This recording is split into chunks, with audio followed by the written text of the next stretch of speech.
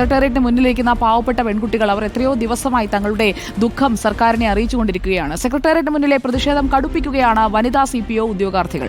സെക്രട്ടേറിയറ്റിന് മുന്നിൽ ജോക്കർ വേഷമണിഞ്ഞായിരുന്നു ഇന്നത്തെ പ്രതിഷേധം. റാങ്ക് പട്ടിക അവസാനിക്കാൻ ഇനി 6 ദിവസം മാത്രം ബാക്കി നിൽക്കെയാണ് പ്രതിഷേധം. അരുൺ സോളമൻ നമുക്കൊപ്പം. അരുൺ സോളമൻ, 6 ദിവസം ബാക്കിയെന്ന് നമ്മൾ പറയുമ്പോൾ അതിൽ പ്രവൃത്തി ദിനങ്ങൾ ഇനി അങ്ങോട്ട് നോക്കിക്കഴിഞ്ഞാൽ 2 ദിവസം മാത്രമാണ്. അവരുടെ റാങ്ക് പട്ടിക 19-ാം തീയതി അവസാനിക്കുന്നതിന് മുൻപ് അവരുടെ മുന്നിൽ സർക്കാരിന് ഒരു തീരുമാനമെടുക്കാനായി ബാക്കിയുള്ളത്. എന്തെങ്കിലും പ്രതീക്ഷയ്ക്ക് വകയുണ്ടോ അരുൺ?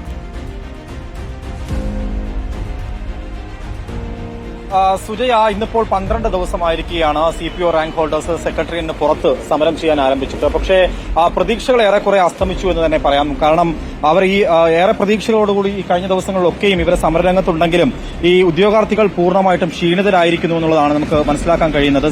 പല ഉദ്യോഗാർത്ഥികളും തിരികെ മടങ്ങിപ്പോകുന്നു. വളരെ ചുരുക്കം പേരാണ് ഇപ്പോൾ ഈ സമരരംഗത്തുള്ളത്. കാരണം ഇനി അവർക്ക് മുന്നിലുള്ളത് 6 ദിവസങ്ങളാണ്. ഇതുവരെയും മുഖ്യമന്ത്രിയെ പോലും നേരിട്ട് കാണാനോ അവർക്ക് ഈ ചർച്ച ചെയ്യാനോ ഒരു അവകാശം ഇതുവരെയും കിട്ടില്ല. പലപ്പോഴും പല ഘട്ടങ്ങളിലും അതുമായി ബന്ധപ്പെട്ട് അവർ സെക്രട്ടേറിയറ്റിലൊക്കെ പോയിരുന്നു. പക്ഷേ ഇതുവരെയും അവർക്ക് സംസാരിക്കാനോ ഇതുവരെ ബന്ധപ്പെടാനോ കഴിഞ്ഞില്ല എന്നുള്ളതാണ്. നിലവിൽ നമുക്കൊപ്പം ഒരു ഉദ്യോഗാർത്ഥിയുണ്ട്. എന്താണ് ഇനി അവസാനഘട്ട പ്രതീക്ഷകളാണ്? നാളെ ഇനി വളരെ ചുരുക്കം വർക്കിംഗ് ഡേയ്സ് മാത്രമാണ് ഉള്ളത്. അപ്പോൾ സമരരംഗത്ത് പുതിയ സമരരീതികളുമായി മുന്നോട്ട് പോകാനാണോ നീക്കം?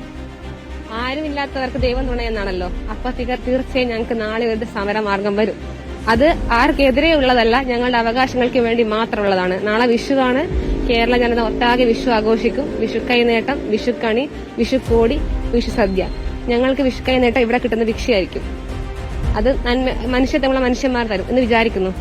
വിഷുസദ്യ ഞങ്ങൾ ഇവിടെ കഞ്ഞി ഉണ്ടാക്കും. വിഷുക്കോടി 12 ദിവസമായി മാറി എടുത്തുകൊണ്ടിരിക്കുന്ന അലക്കാൻ പോലും വരാതെ കഴിയാത്ത മുഷിഞ്ഞ വസ്ത്രങ്ങൾ.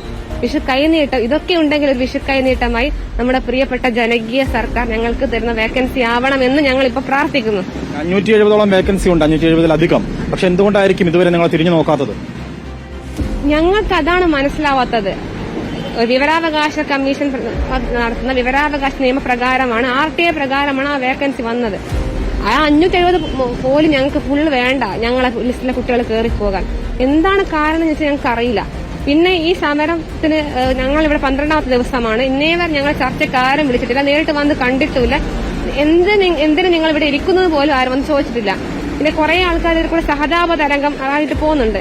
അപ്പൊ നമ്മളെ കേരള ജനത എന്താണ് സാക്ഷരതയുള്ളവരാണ്. നിങ്ങളെ അവഗണിക്കുന്നു എന്ന് തോന്നുന്നുണ്ടോ? അവഗണിക്കുന്നു എന്ന് തോന്നുമ്പോൾ ചില സമയത്തൊക്കെ തോന്നും. പക്ഷെ എന്നാലും പ്രതീക്ഷിക്കും.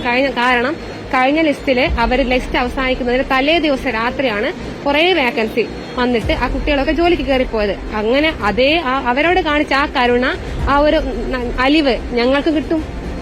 അതേ സെയിം സർക്കാരാണല്ലോ അവർക്ക് വേക്കൻസി കൊടുത്തത്. നിങ്ങളെല്ലാവരും യുവജനങ്ങളാണ്. ഇതുവരെ കേരളത്തിലെ യുവജനങ്ങളുടെ ഒരു പിന്തുണ ഇതുവരെ നിങ്ങൾക്ക് കിട്ടിയിട്ടുണ്ടോ ഈ സമരത്തിന്? ഞങ്ങൾക്ക് ആരുടെയും കിട്ടിയിട്ടില്ല.